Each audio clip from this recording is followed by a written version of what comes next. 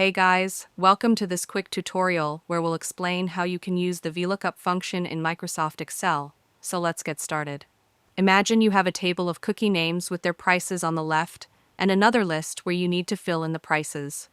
Instead of typing them one by one, we can use Vlookup short for vertical lookup. Here's how. In the cell where you want the result, type =Vlookup.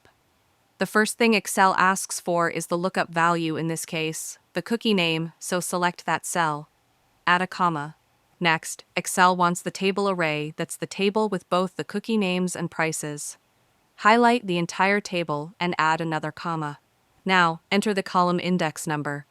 Since names are in the first column and prices in the second, type 2. Add a comma. Finally, Excel asks if you want an approximate match or an exact match. For exact matches, type false, close the bracket, and press enter. And just like that, Excel instantly returns the cookie price, no manual typing needed.